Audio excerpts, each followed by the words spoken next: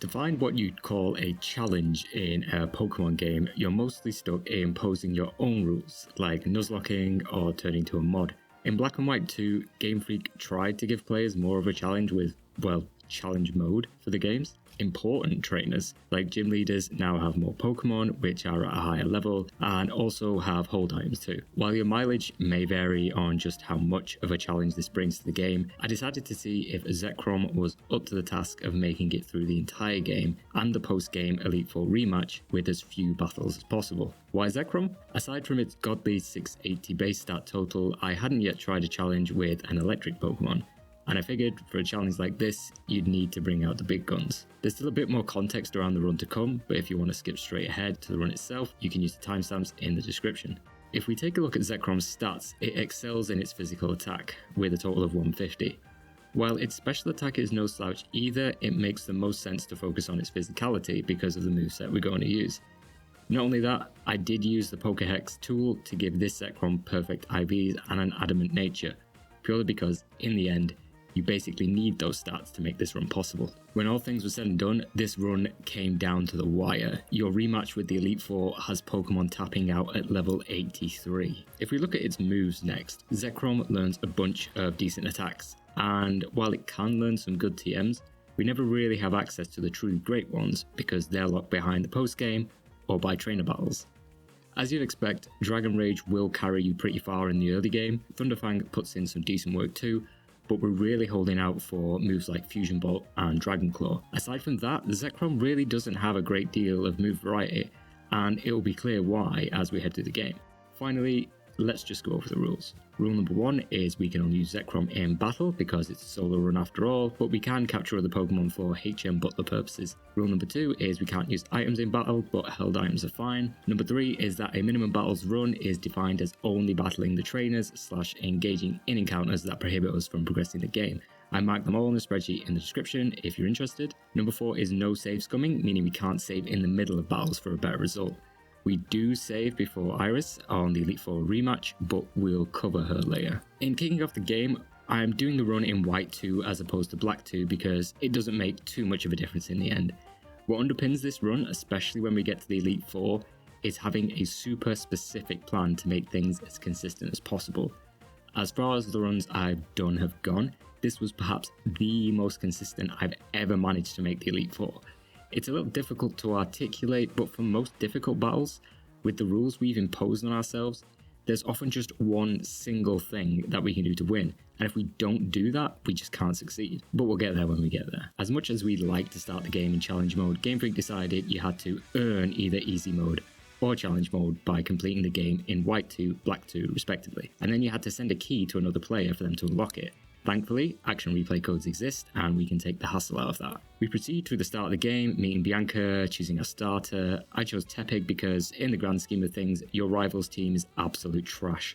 Then immediately after gaining Tepig, I just simply insert Zekrom in its place. With that done, we curb stomp Hugh and then get some more tutorialized sections until Bianca finally lets go of our hand. Compared to the original Black and White, it feels like there are a lot fewer battles throughout the game, but it's more like there are smaller clusters bunched further apart, if that makes sense. Cheran is our first gym leader in Aspertia City, and we've been in 9 battles so far, which is roughly on par with the previous game.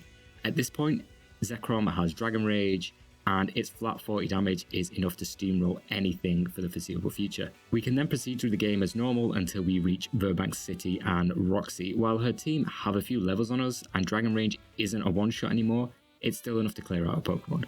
And what we're starting to see here is, unlike in the previous games, our level has begun to lag behind the gym leaders that we're facing. Now, I'm glossing over a bunch of story stuff during pretty much the entire run because you're rarely even challenged, but a positive the game makes is that you have a bunch of useful held items like leftovers available much earlier than they were previously. By the time we reach Berg, we're at level 20 and the levels of the gym leaders Pokemon have really started to get quite steep. We're still leaning on Dragon Rage to do the heavy lifting against his Dwebble, and even though his next Pokemon, Carablast, is weak to rock, Ancient Power is special, so while doing decent damage, it's not quite one-shotting.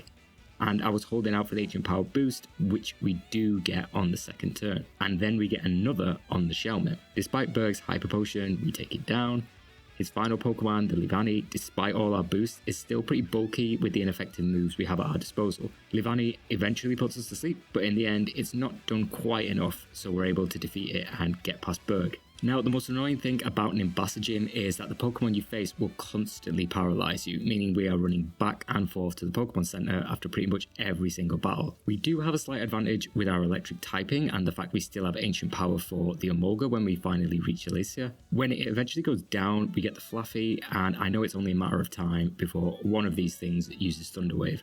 Despite eventually getting paralyzed, we get an ancient power boost, but because the moves we have are electric, or basically Dragon Rage, while not a difficult battle, it just ends up taking some time to get through all the Pokemon. Her final Pokemon, the Zebstrika, is the most annoying. Because we're paralyzed and it has Stomp, we're constantly getting flinched or are unable to move.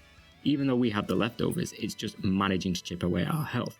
Near the end of the battle, I'm unable to take 4 moves in a row until we finally get off a Thunderbolt while I'm just on 10 HP.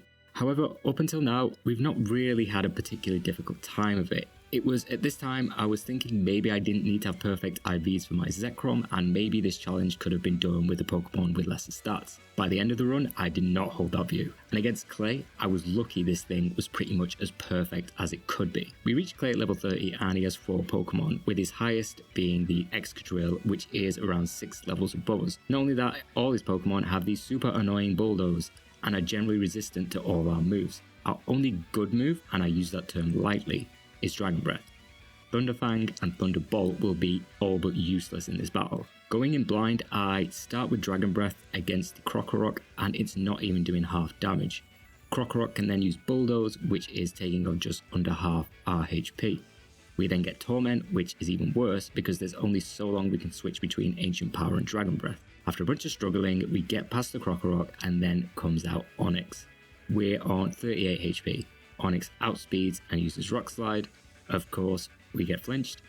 We take chip damage from Sandstorm, then we get bulldozed and they are wiping Zekrom off the court. I try a couple more times to get a better feel of things. While we do manage to get past Krokorok at 95 HP, we're still tormented and have taken a bulldoze.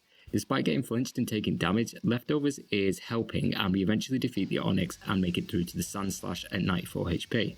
I'm forced to use Ancient Power while Sandslash uses Bulldoze. We take a Crush Claw, lowering Zekrom's defense until Clay eventually uses a Hyper Potion on Sandslash and we're back to where we started. We eventually KO the Sandslash but have no more Ancient Powers, so when Excadrill comes out, we can basically only attack every 2 turns. Ultimately, that doesn't matter because just one Bulldoze from Excadrill will KO us. And that's about as far as we're able to make it for the next few tries. Getting Torment and our speed lowered is basically a death sentence. There are times Dragon Breath gets off a paralysis, but it's just not enough. We have very few options. We can't level up. There are really no attacking moves available to us. That would be any help because they're resisted by Clay's Pokemon. Maybe you were thinking of something like Rock Smash, but to get Rock Slash from, I guess he's like the leader of the workers, you have to go and defeat the 3 workers for him to give it to you.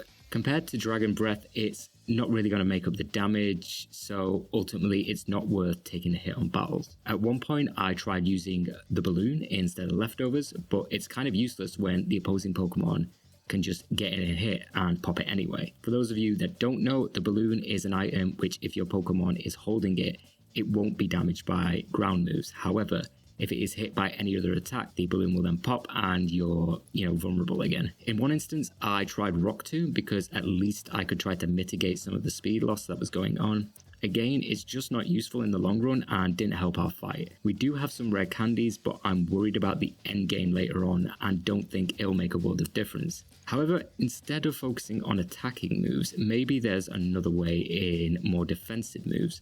While money is pretty tight, I do have just enough to buy Reflect. The hope here is that if we rely on Zekrom's bulk and the relatively low damage Clay's Pokemon inflict, we should be good. In the beginning, it looks like the strat isn't really working out because the damage is just too incessant. However, and I have to preface this by saying this next battle had an insane confluence of luck. This is in no way consistent, but we take luck where we can get it. For a change, I decide to use Dragon Breath at the start of the battle, and it crits. Then, when Onix comes out, I go for Dragon Breath again. Onix uses Rock Polish, We then go for Dragon Breath, but get flinched by the Rock Slide.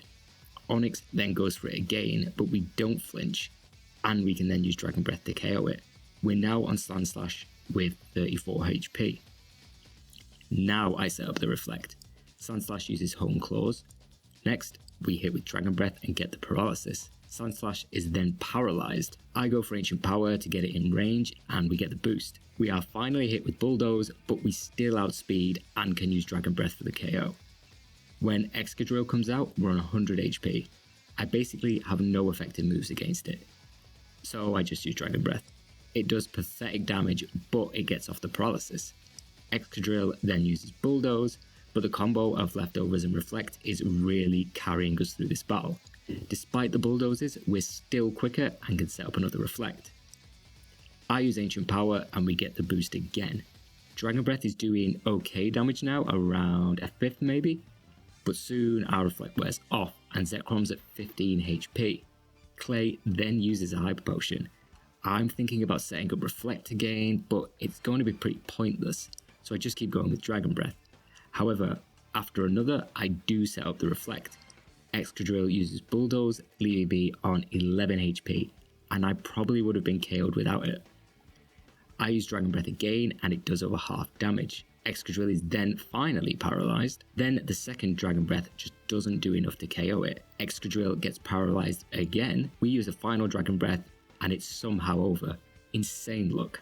After that, things chill out a little while we deal with the Pokemon World Tournament. It's a cool feature, but aside from being required to participate in battles, it's the last we'll be seeing of it. If anything, we get a glimpse of how annoying Colress's Steel Focus team will be later on. Before long, we've arrived at Straiton City Gym. Unlike in the original games, most battles in the gyms were mandatory. This time around, many trainers can actually be avoided in the majority of gyms you progress through, which, while bringing the total down, just isn't helpful on the level front. But now let's check out Skylar's team. In challenge mode, she has a Swoobat, Skarmory, Sigilyph, and a Swanna.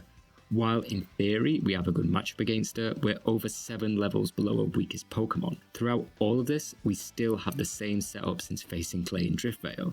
While Swoobat isn't a problem, we're outsped, meaning that it can get off Psychic, which does a fair bit of damage. Then when Sigilyph comes out, it's the same story, and we're now on 34 HP. And our attacks will not OHKO her remaining Pokemon. If we keep taking a hit at the start of each round, we're simply not going to survive. Though we do defeat the Sigilyph when Skarmory is brought out, despite going first and having a super effective move, we're not making the range. Eventually making it through to the Swanna, it turns out to be too quick for us, uses Surf, and we're KO'd. Next round, I try equipping the Magnet to hopefully mitigate some of those drop ranges. However, it's doing nothing for our speed, and even with the Magnet, we soon learn that we're still not making the ranges. So I soon swap out the Magnet for Leftovers. While we are getting back some of our health that's being taken from us, it's still not making a real difference in the battle. The main issue is that we're simply not quick enough. I'm still against using my rare candies, so the only logical play from here is to use the Quick Claw. With the Quick Claw, we have a 30% chance of going first in a turn. While it may not be too effective against everything but the Swoobat, it's still around a third of damage that we don't take. What the approach for the battle eventually devolves into is waiting for the Quick Claw to activate on the first turn against the Swoobat. In a successful battle, we don't even get the Quick Claw activation against the Swoobat or the Sigilyph.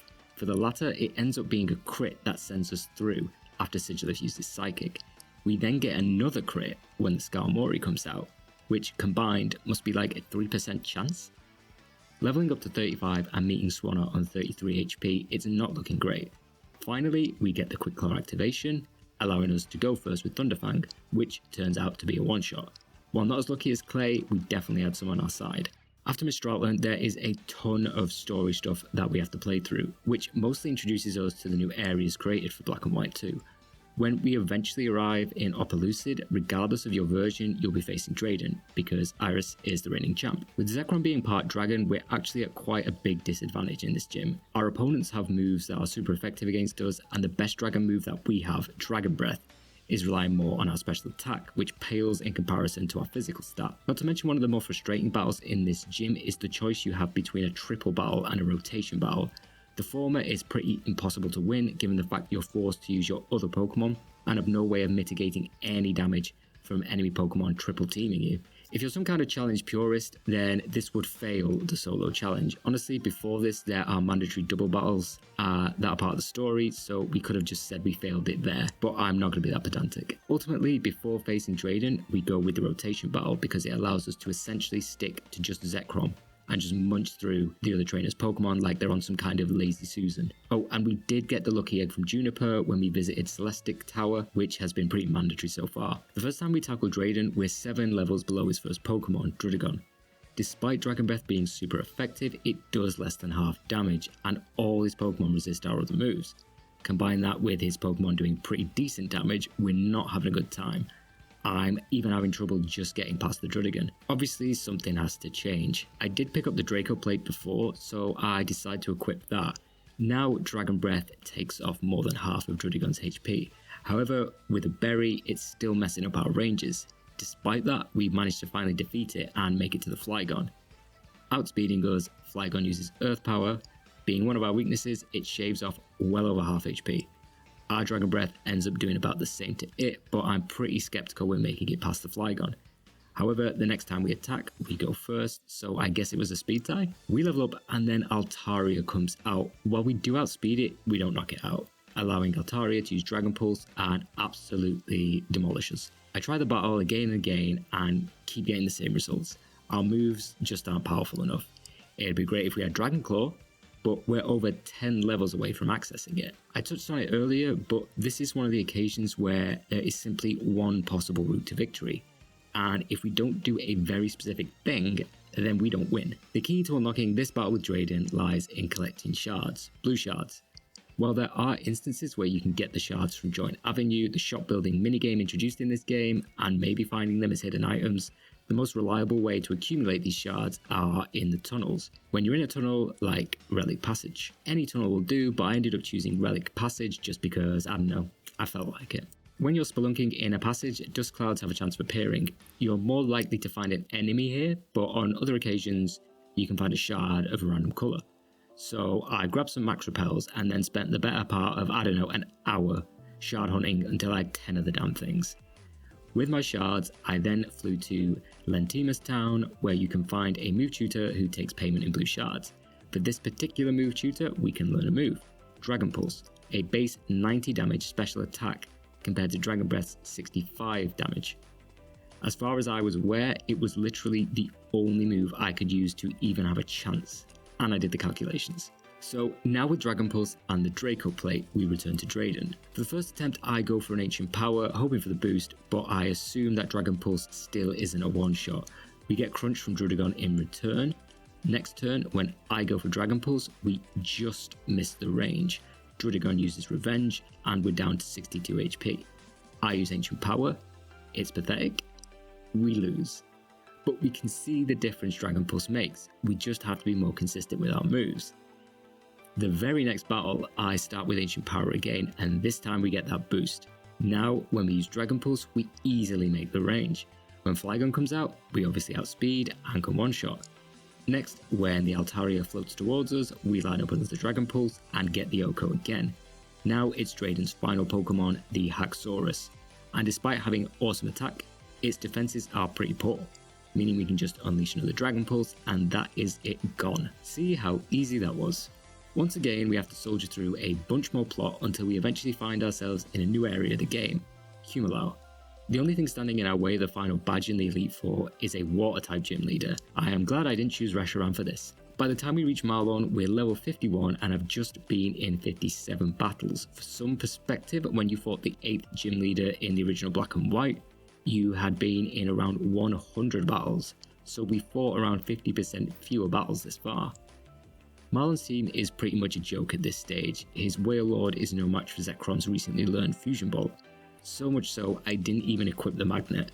Now all we have to do is simply sweep through his remaining team, which consists of a Mantine, Caracosta, who I couldn't remember if it was resistant to electric or not, and finally the Spongy Jellicent. An absolute breeze. Now, pre-Elite Four shenanigans, we get a bit of a change in plot rhythm with wrapping up the Plasma storyline. Usually, all that stuff is resolved before the final gym, but not this time. Still, it's not particularly anything to write home about. Ghetsis is back, and you kind of get a reversal of the situation from the originals. You fight Kyurem and then battle Ghetsis. However, this time you can't catch Kyurem yet, and the fight isn't against N, though he does pop by on his Reshiram. Aside from the usual potion shopping, I haven't gone out of my way to collect many other items. I'll have to do that the second time around because right now, even if we wanted certain TMs, we simply don't have access to them. Not only that, we've been forced to keep a very specific moveset because of these self-imposed restrictions. With that said, in my dry run, I decided to start with Marshall. Not because I expect him to be difficult, it's actually the opposite for a change. Zekrom's now at level 66, way out-leveling the majority of the Elite Force Pokemon. We also have Zen Headbutt, a physical psychic attack. This will pretty much side through Marshall's entire team. However, despite our level, Zen Headbutt isn't a one-shot on the throw. We do defeat it and level up, bringing out Conkeldurr, and we're not making the range on that either. However, after it attacks, its Flame Orb burns it and it ends up KOing itself. Despite our low health, we're able to defeat the Mienshao when it comes out, and then when Lucario comes out, hey, from our previous run, I switch it up with Fusion Bolt so we can make the range. Now, when Sork comes out, I'm expecting to get KO'd because of Sturdy. However, when I use Zen Headbutt, because of Zekrom's terrible ability, it ignores Sturdy. Nice. Next up, I decide to face off with Grimsley. I'm saving Chantal for last and I'll explain that later. For the Liepard, I use Dragon Claw after getting flinched, and it's a one-shot. When Crocodile comes out, I once again both forget it has Intimidate and Earthquake, and I use Ancient Power. I then get hit with Earthquake, taking Zekrom down to 28 HP. After one more Dragon Claw, we get hit with Crunch and are KO'd. Not my proudest moment. Back at it again with Marshall, and I eventually decide to use my brain and equip the Twisted Spoon to mitigate the ranges we've been encountering. By having this, despite throw not being a certainty, the rest of Marshall's Pokemon are, and the battle basically becomes free. Making it back to Grimsley, I finally teach Zekrom Hone Claws. Without that move, the run is basically not possible, like from a mathematical standpoint. Anyway, for the Liepard, we set up a couple of Hone Claws and then move on to Dragon Claw. Even with the Crocodile's Intimidate, like Marshall, the rest of the battle is now free. We can use Dragon Claw on the Scrafty, Absol, and then for the Bishop, we'll switch to Fusion Bolt. We're still saving Chantal, so that leaves us with Caitlin. Amongst her team, she has a Metagross, but thankfully that thing does not have Earthquake this time around. For the Mashana, I end up deliberating on which move to use before finally settling on Dragon Claw, the wrong choice, because it doesn't KO the Mashana. We then get a lucky Hypnosis Miss, and this thing has the Scope Lens equipped, which increases accuracy. But by leaving it on lower health, it now has to heal, which is a great opportunity for us to start sharpening our claws. Now, when we use Dragon Claw, it's a definite one-shot. For Sigilyph, we just use Fusion Bolt. When the Reuniclus is sent out, I do a bit of thinking and then decide to set up another Hone Claws because I'm worried about the Metagross. With that done, we can easily tank an attack and then use Dragon Claw. Now for the Metagross, we just need to use Fusion Bolt. And finally, for the Gothitelle, because it's so brittle, we can just use another Dragon Claw. We got lucky there, and I will be forced to make that more consistent very soon. Finally, Chantal. I was worried about her because of the Cofagrigus and its annoyingly high defense, and our lack of a decent special move to counter it. I ran the numbers, and Shadow Claw, which I can't get because a trainer's blocking it, and Shadow Ball, which is just too weak, won't do the trick. And instead of having Toxic, Cofagrigus has Will-O-Wisp, which, along with the burn, would lower our attack. We get lucky in the first battle. After our Fusion Bolt doesn't make the range, surprise surprise, it uses Shadow Ball. Knowing the heal is coming up, I go for Hone Claws. Now Fusion Bolt makes the range. Then for Golurk, we can just go for a Dragon Claw again. When Driftveil comes out, it can't do much, so I go for another Hone Claws before settling on using Dragon Claw. There's no aftermath to worry about right now. Bennett's quick, but it's also pretty flimsy, so we can knock it out and level up. Finally, for Chandelure, we'll just use Fusion Bolt and it goes first and knocks us out. Fantastic. While it does take a few more tries to get back to Chantal, the tide does turn in our favour a little more. Though Cofagrigus likes to use Shadow Ball first, it won't always. We get lucky with Will-O-Wisp Miss, so can then do our usual plan of setting up Hone Claws, followed by Fusion Bolt to KO it. The plan stays the same for Golurk, Dragon Claw. Then we can just cut down Driftveil and Bennett until Chandelure. This time, because we're in better health, we can tank that Shadow Ball and defeat it. With the Elite Four defeated, only the champion remains. Being a dragon type, we're both at an advantage and a disadvantage. Her team's pretty decent and varied enough. However, while we do have counters for the majority of her Pokemon, the ones that stand out are the Aggron and Haxorus. But before that, it wouldn't be quite my run if I didn't mess up something the first time when I faced Iris. And I certainly did this time, because when I get into battle, I discover that I haven't used any PP restoring items, so I've basically wasted my time. While we bask in my stupidity for a moment, I can go back to the Aggron and Haxorus. For Aggron, the only really effective move we have is Fusion Ball, and even then, Aggron's defense is pretty insane. Her Haxorus also has a Focus Sash, which will stop it from getting one-shot, meaning we have to potentially go up against its outrage. But when we eventually make our way back to Iris, we have remembered to equip the magnet and restore our PP, so we should hopefully be in a better position. For the Hydreigon, we just need Dragon Claw, and it's the same story when the Druddigon comes out. The Lapras is bulky, but can't tank a Fusion Bolt. Now for Haxorus, and we have no choice but to attack it and watch its Focus Sash activate. Despite it surviving, Haxorus then uses Dragon Dance. However, Iris will always heal on the next turn in the event this happens. Despite its speed, we have the priority and can use Dragon Claw. We then level up. I debate learning Crunch for what seems like an eternity before Aggron comes out. Fusion Ball does well over half. It then uses Head Smash, and we just have to survive once and not get flinched before we can use Fusion Ball again.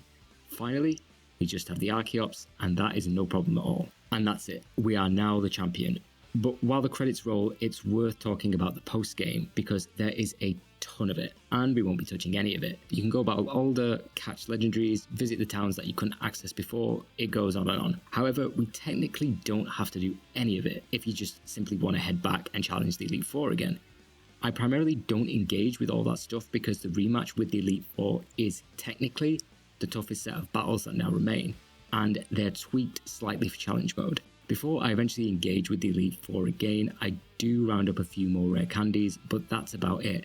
However, when we begin tackling the individual members, our old plan is soon rendered useless. Firstly, I went in at my natural level after defeating Iris, which is 71. It became pretty clear soon after that we weren't making the ranges. Mostly this was because we didn't have that level advantage from the first go around. So I used the remainder of my rare candies finally to bring Zekrom up to level 79. Marshall starts with Throw once again. Now we're still in a position where we're quite not making the ranges for some of his other Pokemon, but having done some previous battles, we can make this 100% consistent. All we have to do is start with Home Claws once. Then Throw can do whatever it likes because the battle is pretty much sealed. We just use Zen Headbutt on the rest of Marshall's Pokemon, allowing us to breeze through the battle without any problems. This now becomes the play for Marshall. While I previously left Chantal for last, we can't do that anymore, and it's because, like in my Lucario run, Grimsley becomes our biggest blocker in the Elite Four. The key to victory against Chantal is the Roast Berry, a berry that I previously did not have, so had to go and get. And getting this berry was a pain in the arse. The simplest way is to visit Studio Castelia, where one of the people there will ask to see a specific Pokemon type. You then have to present that Pokemon, which I had to catch first. While it's not difficult, it's just a bit of a rigmarole. So with the Roast Berry, this battle is now 100% consistent. Why? Because now Cofagrigus' Will-o'-the-Wisp is ineffective, and Cofagrigus will use this move either in its first or second turn. This allows us to set up Home Claws without having to worry about anything. Then we just use a combination of Fusion Bolt and Dragon Claw to sweep through the rest of his Pokemon. While the Gengar and Chandelure are quicker, unless they're both getting crits, which is highly unlikely, this battle is a breeze. Next up we have Caitlyn. Ideally you should have the Chesto Berry here to deal with Mashana's Hypnosis, however with the Magnet equipped, Fusion Bolt is now a one-shot.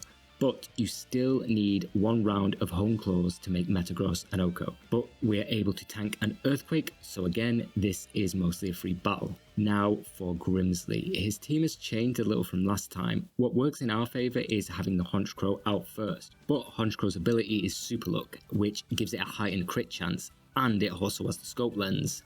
Plus, it has Night Slash, meaning this thing should be critting basically 80% of the time or something. Despite that, we can tank at least 2 crit Night Slashes while we set up Hone Claws. This has to be done twice because the Crocodile has Intimidate. Then we just have to KO the Crocodile in 1. And more importantly, use Fusion Bolt on the Tyranitar before it can use Earthquake and destroy us. By calculating all this earlier, it makes this entire battle a lot more manageable. And after the hump of the Tyranitar, the rest of Grimsley's Pokemon are easily defeated. While we have made the Elite Four consistent, well, like 90% of the time, Iris is a different matter. Much like the other members, her Pokemon lineup has changed a little, and it's here that we encounter our last major hurdle of the run.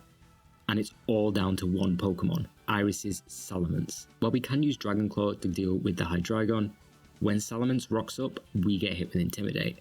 And that means Dragon Claw, even with the Dragon Fang, is no longer a one-shot and we're KO'd. After a couple of tries, we get back to Iris once again. This time I try setting up on the Hydreigon, but obviously all the Pokemon have Dragon moves, or moves we'll be weak against. We take far too much damage from Dragon Pulse to set up Hone Claws.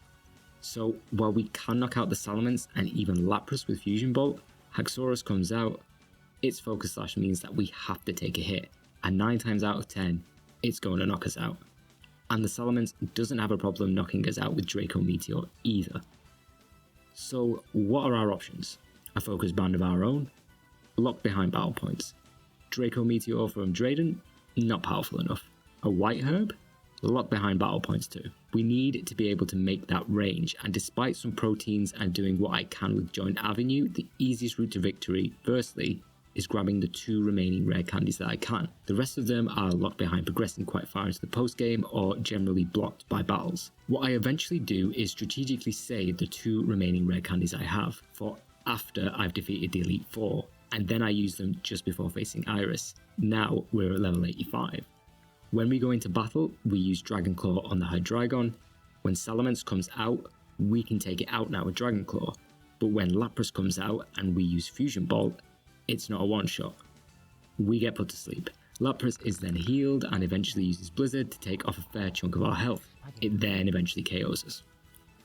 This is the point that I decided to save the game. Though we had made every battle consistent up to this point without simply leveling more, which either means waiting for the daily Joint Avenue level up, there's not really a great deal left to do. While pretty much the very next go, we make it to Haxorus, which, when nearly KO'd, uses Dragon Dance after its heal, we are able to knock it out. But we then have Aggron, potentially a bigger hurdle. Our best move is Fusion Bolt and it doesn't do more than half. With moves like Automize, Aggron can up its speed and its Muscle Band helps it crank out damage. While we nearly KO it, it ends up getting the edge on us. In the end though, we get a break. Hydreigon, we serve up the usual Dragon Claw. For Salamence, we use it once again. Now for Lapras, Fusion Bolt is a range, which we get. Haxorus uses Dragon Dance, meaning we can knock it out with Dragon Claw. Then for Aggron, after we use Hone Claws, it uses Automize. With it now having better speed, the most important thing is that our Fusion Bolt does more than half, and Aggron's attacks do less than half. It uses Head Smash, and we're at 180 HP. After Fusion Bolt did some pretty decent damage. All we have to do now is not get KO'd by its next attack. Head Smash leaves us on 66 HP, we use Fusion Bolt, and Aggron is down. Now the battle is essentially free. Archeops is no problem at all, 1 Fusion Bolt, and we're now the champion once again.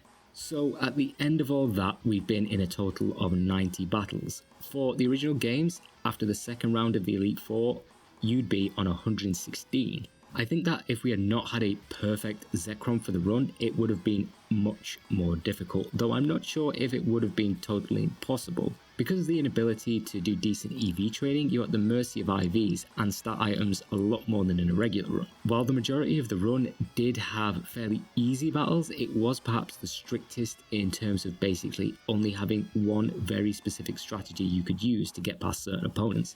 Finding that consistency for the Elite Four was pretty fun, but it was just a shame I had to save before Iris. You could probably get away without it, but I just wasn't prepared to invest the time and drive myself crazy. But hey, maybe you could have made the run even easier. Feel free to let me know, and I've also included a list of all the trainers I follow and their locations in the description if you're interested. If you have an idea for an interesting run in the same style, let me know, and if you want to like or subscribe, then go for it. Until next time, have a good one.